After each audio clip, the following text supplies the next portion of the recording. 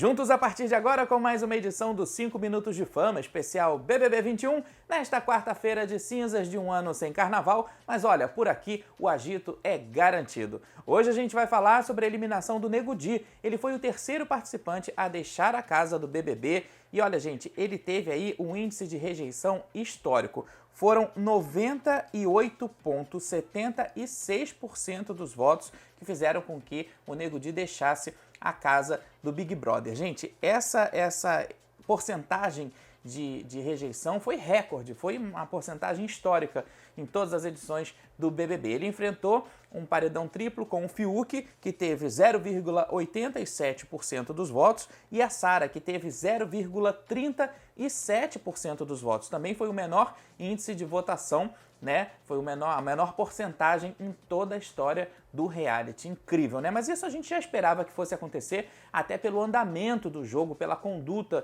do jogo do Nego Di durante todo esse período do confinamento. A gente já acreditava que isso realmente fosse acontecer, né? Foi só uma concretização de tudo aquilo que a gente já estava comentando aqui no programa. Agora, a saída do Nego Di acabou despertando no pessoal da casa uma grande dúvida sobre o que realmente está acontecendo aqui fora, aqui no mundo real, né? Então, a partir de agora, vocês podem ter certeza que o jogo ele vai começar a tomar novos rumos. A gente já pôde perceber isso assim que o Nego Di saiu da casa. A gente viu a Carol se aproximando da Sara, a gente viu pessoas que antes não se falavam, agora se falando. O Gil fez as pazes com a Poca, quer dizer, alguma coisa ali realmente surtiu efeito com essa eliminação do Nego Di. Mas ele saiu da casa abraçando todo mundo, o clima aparentemente muito bom, né? Porque ele aparentemente ele não levou mágoas dali de dentro. Algumas pessoas que ficaram na casa, sim, ficaram com mágoas dele. Agora, ele saiu numa boa. E aí, gente, o que acontece? Durante a conversa com o Thiago Leifert, ele se justificou. O Thiago perguntou para ele o motivo pelo qual ele acha que foi eliminado, né? E ele disse que aquilo tudo talvez tenha sido por causa do jeito dele fora da casa, pelo fato dele ser comediante, e aí de repente algumas piadas que ele tenha feito lá no confinamento, aliás, piadas essas que a gente sabe que nunca existiram, né?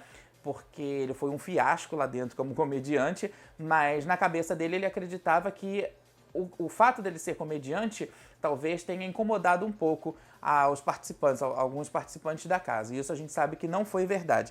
E aí o Thiago explicou para ele que um dos fatores que levou ele a essa eliminação, né, que trilhou esse caminho dele para o paredão, foi a partir do momento em que ele vetou o Lucas da prova do líder, né? Que, aliás, ele e o Lucas, eles eram parceiros de prova, e aí num determinado momento o Nego Di simplesmente veta o Lucas, ignora o Lucas e deixa o Lucas de fora da prova, e isso acabou incomodando muito ao grande público. A partir dali ele conseguiu uma antipatia muito grande do público, e isso com certeza pesou bastante nessa questão dele do caminhar para o paredão, né? Assim, de montar as pecinhas para que o paredão seja formado, além, claro, das intrigas dentro da casa. O Nego, ele adotou uma postura, o Thiago chegou até a comentar isso, muito rígida, uma postura muito armada. Ele viu apenas um lado do jogo e isso prejudicou bastante ele na questão do desenvolvimento com os outros participantes, na questão do desenvolvimento dele dentro da casa.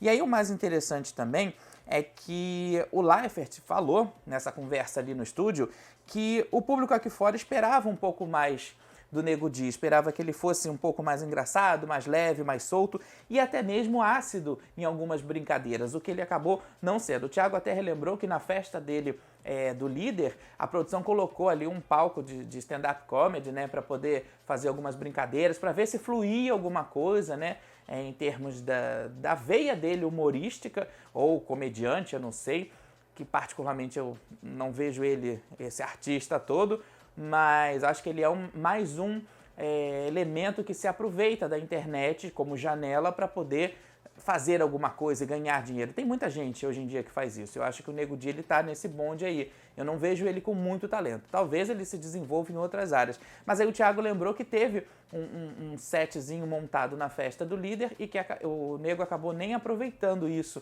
para poder fazer essa brincadeira com as pessoas. E ele acabou se mantendo focado demais no jogo, apenas em um lado do jogo, e isso fez com que ele mesmo se sabotasse. Eu acho que a partir do momento em que ele realmente veta o Lucas da prova, depois ele vai se agrupando ali com aquele pessoalzinho do mal que a gente já conhece, né? Que é a Carol com K, o Projota, a Lumena, a Poca agora também fazendo parte desse grupo. A partir do momento em que ele já fica nesse grupo, isso acaba prejudicando demais ele acaba ficando muito envenenado. E aí talvez ele não tenha sido ele mesmo durante o período do confinamento, né? Porque esse grupinho passa a maior parte do tempo articulando sobre o jogo, mas jogar mesmo que é bom, não jogam nada.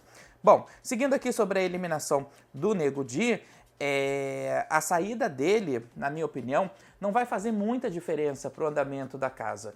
Eu acho que a partir do momento em que ele já estava excluído num determinado grupo, ainda só a VTube, né, que sentiu bastante falta dele, porque, como ela mesma disse, ele era ali um pai para ela. Mas isso também é só uma questão emocional, não tem uma questão de jogo. Os outros participantes encararam numa boa, não vi grandes sofrimentos por parte do próprio grupo do Nego Di, dessas pessoas que eu falei aqui, da Carol, do Projota, da Lumena, eu não vi esse sofrimento todo, e eu acho que a saída dele a partir de agora não vai fazer tanta influência no decorrer do jogo, mas deixou reflexos sim. Como eu disse, tem gente ali dentro que já colocou a mão na consciência, já começou a pensar. O Projota é um desses participantes que começou a pensar agora sobre novos rumos, e eu acredito sim que a partir de agora novas táticas de jogo serão lançadas nesse tabuleiro que é o BBB 21.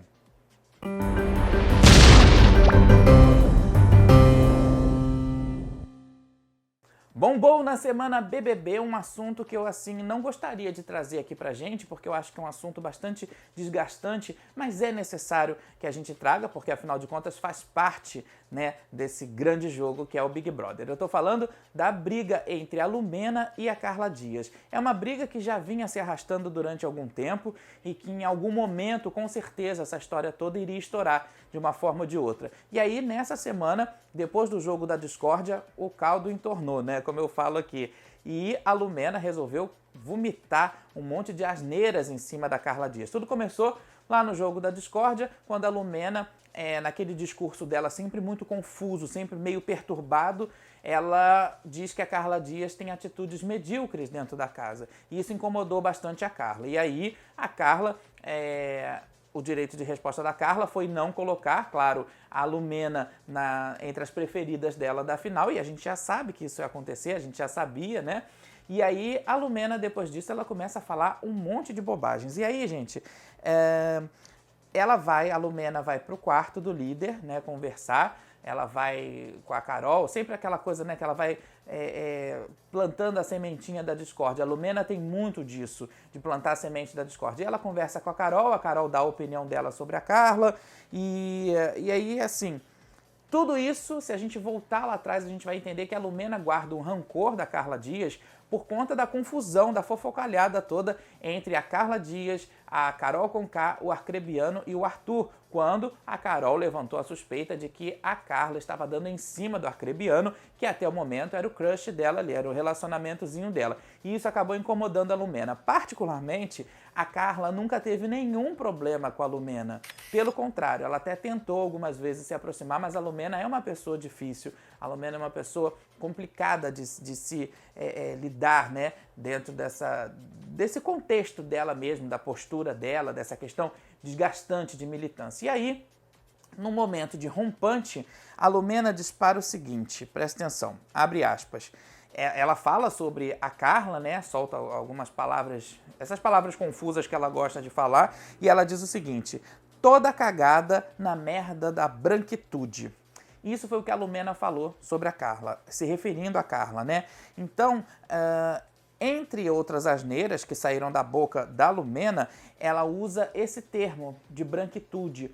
E eu fico pensando o seguinte: como seria se fosse ao contrário? Se de repente a Carla falasse alguma coisa sobre negritude, né? Então eu acho que quando você levanta certos tipos de bandeiras, você precisa compreender os lados da história, você precisa não só da história que acontece, mas do contexto histórico que leva aquilo. E aí, de repente, a Carla está se vendo culpada por uma situação que ela não criou, que é a questão do preconceito contra os negros, essa coisa toda que eu vejo como uma grande bobagem, porque pessoas são pessoas, independente das suas cores, independente das suas opções, pessoas são pessoas. Infelizmente, existe ainda gente que não vê assim, dessa forma.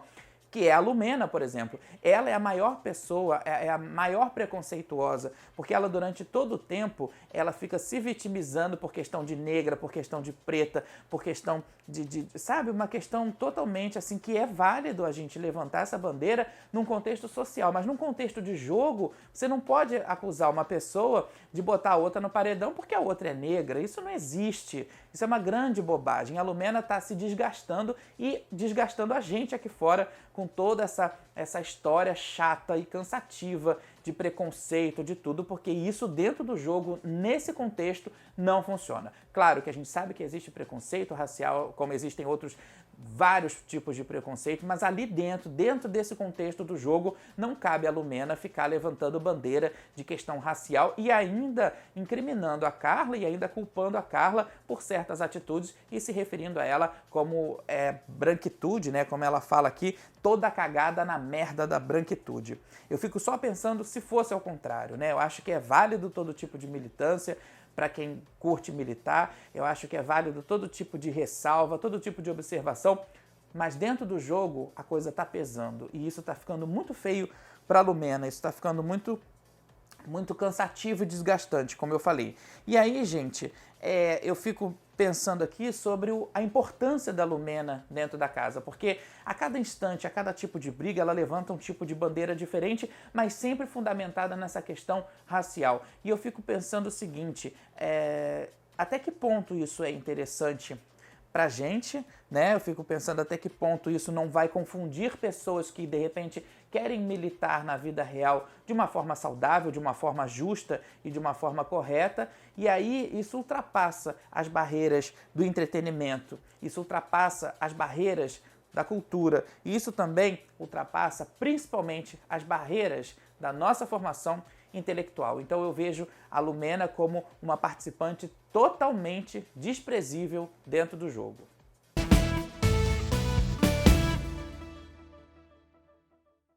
Os 5 Minutos de Fama vai ficando por aqui. Lembrando que o nosso encontro é toda quarta-feira no Conteúdo Liberado Play e também na USBR TV, logo depois do SBR News com Paulo Sérgio, bem coladinho com o jornal. A gente se vê, até lá!